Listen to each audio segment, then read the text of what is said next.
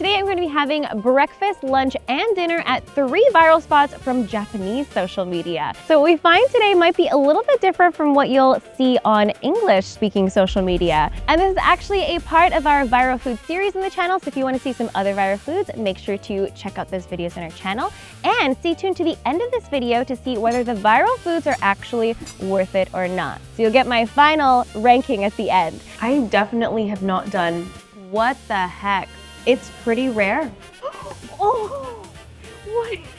Before we go, don't forget to subscribe for more Japan adventures like this one. And don't forget to check out byfood.com for food tours and restaurants to book while you're in Japan. All right, let's go find some viral foods. Let's go. My first stop in Shimo Kitazawa, just a few-minute walk from Shimo Kitazawa station on this complex called Reload on the 2nd floor. And I'm here to check out this bakery called Tokyo Vegan Bakes. It is a 100% plant-based vegan bakery that has been very popular since it opened in the summer of 2025. And they have 3 concepts. One is that they are 100% vegan. The second is that they are focusing on promoting local Japanese ingredients, which is really cool. And the third is that they believe in a food culture that is safe for both humans and the earth. 3 really good things to believe in. Why don't we go inside and give it a try, because the selection looks fantastic. We were here just before it opened, and as soon as it opened, there is a lineup. Basically, what's cool about this complex is they have a really great terrace space. It looks really pretty. There's even little fairy lights and some seating over here. All right, we decided to have a seat in the corner here. Isn't it so pretty? It's actually a very relaxing place to be in Tokyo. Tokyo doesn't have a very large vegan population, so the fact that the locals come here just to buy bread is saying something. So that must mean that it is really good. Whether you're vegan or not, people are coming here. Let's take a look at what we got today. I got a couple of croissants, pistachio, and also an almond one. We also have a whole wheat donut, and then the 2 sandwiches that I'm really curious about. This is a vegan egg salad sandwich. It looks really good. Apparently it's made with like pumpkin paste and tofu. And the bread, this milk bread, is also vegan. And this is a tandoori chicken sandwich. Let's go savory and then move into sweets, which means let's start with the tamago sando. This looks incredible. It also smells really good. Mmm.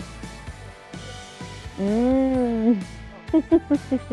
What the heck? That is so good. I am not joking. Every aspect of this is perfectly done. The bread, it is so thick cut. It's bouncy, classic Japanese fluffy bread. The egg filling, it's got this creaminess. It's got the chunks of the boiled egg whites, which are made of tofu. You wouldn't be able to tell that apart. Excellent. Vegan or not, I think you will enjoy this sandwich. It is so good. I totally approve. This is so good. This is a good way to start the day. Oh! What do you think? I can't believe it's not egg. It's so good. This is our new producer, Emma, by the way. Please welcome her to the channel. So you actually think it tastes like egg? Yeah. I can't tell the difference. See, now you know it is actually really good. It's not just me. Anyway, let's try the next sandwich. The tandoori chicken sandwich. It is thick. That could easily be 2 sandwiches, but I'm just gonna do my best to take a bite. Here we go. Mmm. Mmm. That is a filled sandwich. That is stuffed. The chicken tastes remarkably like chicken. The texture is really meaty. Also, the tandoori flavor is so good. And there's a bunch of these like crunchy, almost pickled onions in there, which add this refreshing little crunchy bite. And it is thick. Like, I think this could be a full meal. It is very filling. Well done. That's a good sandwich. So next I'm gonna try the pistachio croissant. This actually looks really pretty inside. It is a bright green, but there's this beautiful pistachio cream inside, and there seems to be pistachio in the croissant dough as well.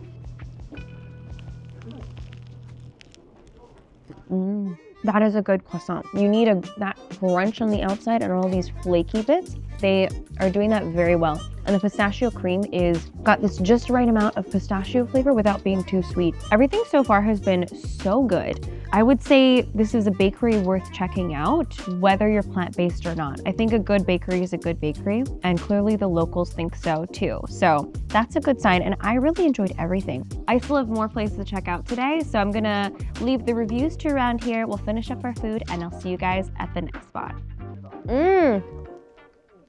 That's fluffy. Before we go to the next restaurant, I know that planning a trip during the cherry blossom season in Japan can be overwhelming, but byFood can help you with that. byFood curates food experiences that leave you with a lifetime of memories. We do the hard work, so all you have to do is show up and truly enjoy Japan through its incredible food. This season, we want to give everyone that opportunity, so for the first time ever, we're giving a 30% discount on selected experiences that are booked by the end of April. So let us help you make this spring unforgettable. You can find the special discount link in the description down below. Now let's go check out the next restaurant. All right, my next viral food spot of the day is right behind me, and it's called Kaneda Ramen. It's located on a little bit of a ramen street inside of the Kite Marunouchi building, right across from Tokyo Station. This restaurant has been really popular on social media for its really thick and flat noodles that look absolutely fantastic. And the restaurant was apparently created by a chef who specializes in French cuisine. So of course the chef has perfected every single detail from the broth to the delicious thick noodle. The broth is apparently made from Japanese dashi with a bonito base as well as a dried sardine base. And those ingredients are sourced from a dashi specialty shop in Nihonbashi. And if that weren't enough, it actually comes with a mini Wagyu beef bowl. That's A5 grade Wagyu beef. Let's go inside and check it out. All right, we are here. It's quite crowded. It smells really good. There's also a plate of eggs. Be very careful on the table. So that's intriguing. I guess you can use this for your meal. Okay. Oh my God. Broke two. Well, I guess we're using 2 eggs today, okay? Don't worry, I will use both of them right now. What am I doing? All right, we have our food. It looks so good. Look how thick these noodles are. One thing to clarify here is that they call the noodles soba here, but soba is kind of a confusing word in Japan because it can mean buckwheat noodles exclusively, which are these gray, thin noodles, or I believe it's also an old word for just noodles in general. So a lot of ramen in Japan is called something soba. It's not very often you get them this thick. So you're gonna dip them in this broth. And then we have this Wagyu beef rice bowl on the side where you can take an egg, crack it on top. I've already done the cracking. Luckily, by the way, there's a little sign here that says, feel free to help yourself to the eggs and the nori seaweed, which I presume is in here. Oh, there's little nori slices here. All right, let's dig in and give this a try. Will it be worth the hype? So let's dip a noodle, because this looks like a lot of noodle. That's a lot. Wow, that's one noodle. Okay, let's give it a dip. Gonna take a dunk in the soup. Oh, there's actually a lot of ingredients in the soup. It's like a proper ramen bowl once you put it in here. Let's try again.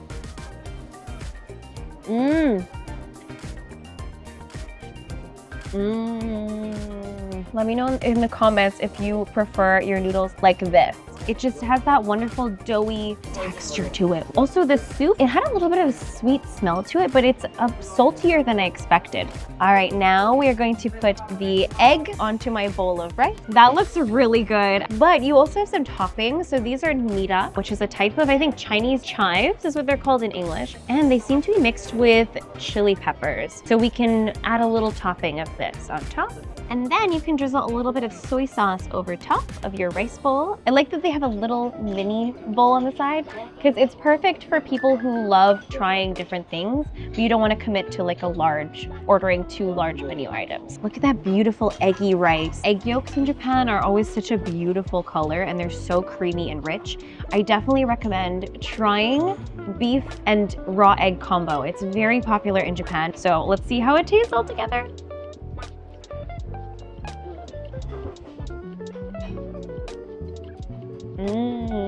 That is very good. That's a great combo. Also, it's a combination of flavors I don't have a lot in Japan. What's interesting are the red chili flakes with the chives. It adds this decently spicy aftertaste. And I just love how the egg combines with the rice. This is what we call tamago kake gohan in Japan, raw egg on rice. And it is a cult classic here. This is a really nice meal. You get quite a decent amount of food. It feels just right, actually. So yeah, if you can't decide between a beef bowl or ramen noodles, you might as well come here because you can have both. Anyway, I'm gonna finish this up and then we still have another viral food spot to check out after this. So see you guys over there.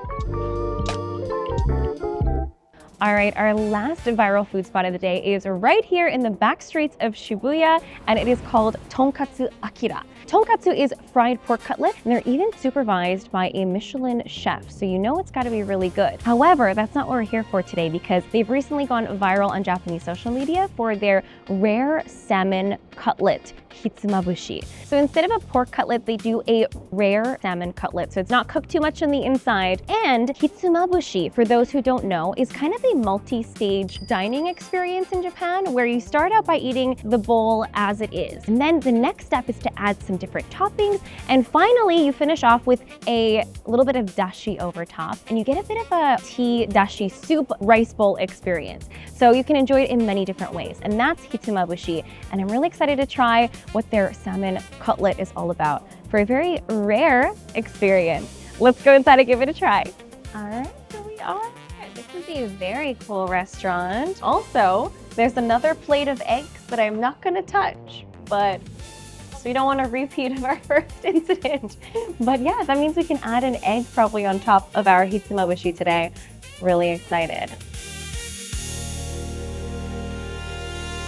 失礼いたします。サーモンレアカツひつまぶしです。おー、すごい。ありがとうございます。めっちゃ美味しそう。やっぱりサーモンカツが最近バズったっていうことなんですけれども、バズった理由って個人的に何だと思いますか？味が美味しいのはもちろんなんですけれども、サーモンのレアカツっていうのがまず珍しい。あとひつまぶしっていうスタイルで召し上がりいただくのも結構珍しくて、そこが流行った理由かなと思います。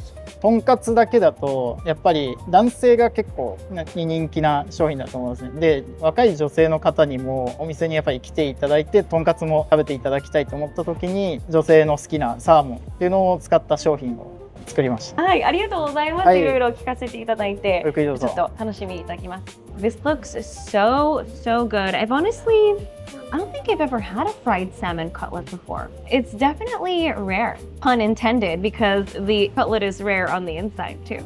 And a little fun fact for you guys. So I told you that this dish is called hitsumabushi because this dish is known as ohitsu, and it's usually a wooden dish. This one seems to be clay.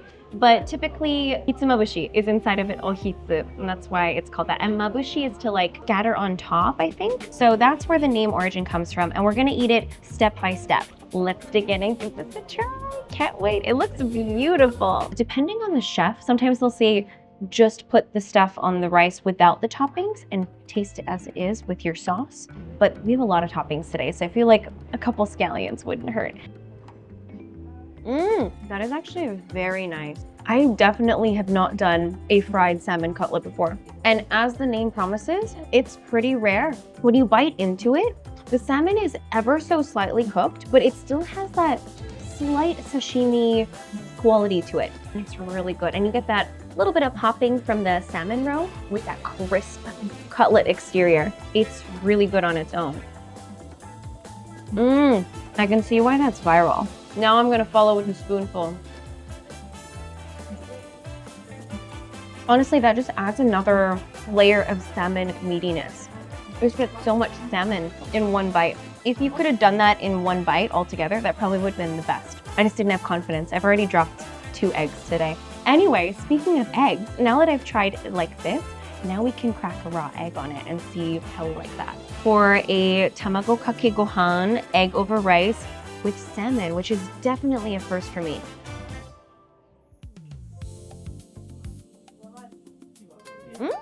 That surprisingly works just fine. The dashi joyu brings out a lot of good flavor in that creamy egg. And you can add more of this because it's been diluted or mixed with dashi, which has lots of umami flavor. It's a little bit more liquidy, The salmon is so tender, it kind of all melts together in your mouth. I'm pleasantly surprised. I didn't think that would be a good combo, but it is. I've assembled my final stage of the hitsumabushi.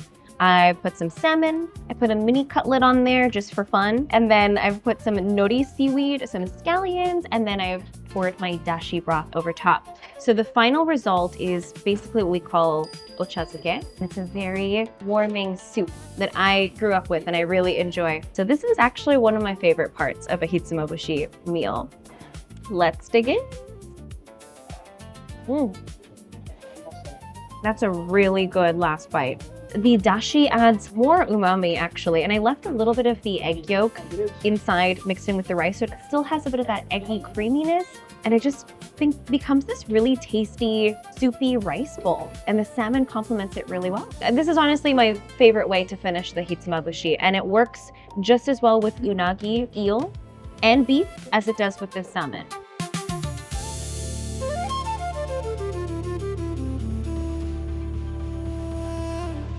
Well, there you have it. That concludes our viral food investigation today, and it was a lot of fun and it was all very tasty. I will have to give it to Japanese social media though. Each of the food finds that we went to today were all solid, and I think they were a good example of not being tourist traps, so maybe that is the benefit of checking out Japanese social media. But of course, if you can't do that because you can't write or read in Japanese, never fear, because we are here. It did promise you some sort of a ranking at the end or letting you know whether or not it was worth the hype or not.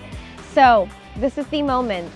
And I would say they were all definitely a thumbs up. They were all really good. I would eat them all again. But if I were to go out of my way to eat them again, then I would definitely say that the Tokyo Vegan Bakes and Tonkatsu Akira, those two I would definitely come back out of my way to eat again. That was a really good cutlet and you can enjoy it so many different ways. And the bakery in the morning was excellent. Like they just do a great job. You would never know that they were vegan. But anyway, that's my final thought for today. And I hope you guys enjoyed this little discovery, and I hope you will check those out next time you're in Tokyo. And also let me know in the comments down below which one you most want to try that I've tried today. Thank you guys so much for watching. That about wraps it up for today. And if you do want to check out our previous viral food videos, the links will be on the screen here. So make sure to check those out. And we'll see you guys soon in another video. Bye! If you enjoyed this video, click the photos on the left for more, and click the one on the right to learn more about byFood and book your own Japan adventures. Bye!